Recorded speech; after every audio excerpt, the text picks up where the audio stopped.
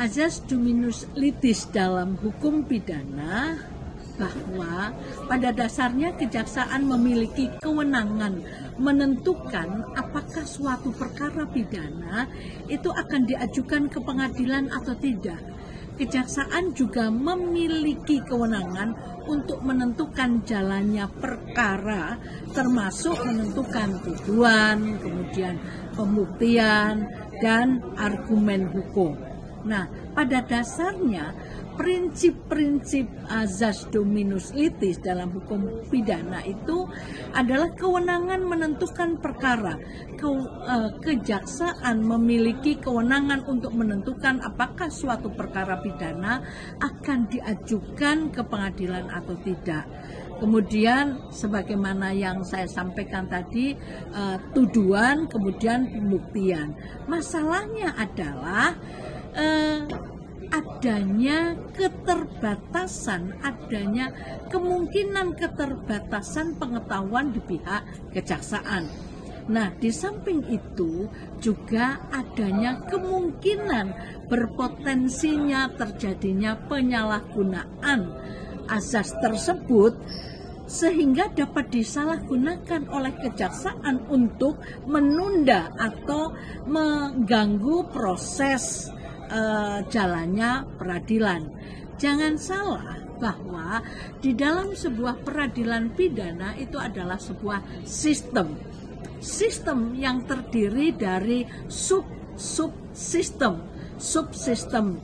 kepolisian, yaitu penyidikan, kejaksaan, penuntutan, pengadilan, yaitu hakim memutuskan perkara, dan LP, lembaga eksekutor. Nah, semua lembaga itu harus punya kewenangan yang sinergi, yang sama. Sistem itu harus ditopang oleh subsistem yang sederajat. Karena apabila ada dominasi kewenangan, ada kemungkinan terjadi bisa saja terjadi penyalahgunaan kewenangan. Mungkin juga di kejaksaan ada kemungkinan terjadinya penundaan penuntutan. Kejaksaan bisa jadi menunda penuntutan terhadap seseorang tersangka tanpa alasan yang jelas, sehingga memungkinkan tersangka untuk melarikan diri atau menghancurkan barang bukti. Ada juga untuk pengabaian bukti. Kejaksaan bisa saja ya, semuanya berpotensi. Kejaksaan mengabaikan bukti yang kuat terhadap seseorang tersangka, sehingga memungkinkan tersangka untuk dibebaskan dalam proses hukum yang adil. Padahal di dalam sistem peradilan pidana itu perlu adanya due process of law. Sehingga kemungkinan kalau penerapan tanpa batas terkait dengan azas dominus litis ini tidak menyebabkan adanya sinergitas antara satu subsistem di dalam sistem peradilan pidana.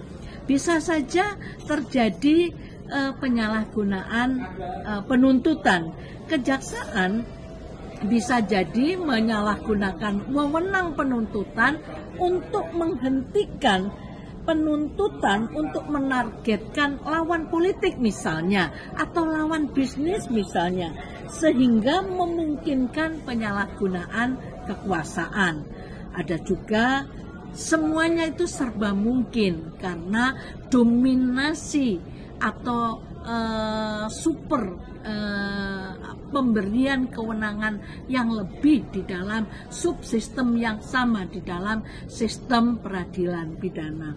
Sehingga benar kata Locke Etten bahwa power tend to corrupt, absolutely power, maka corrupt absolutely.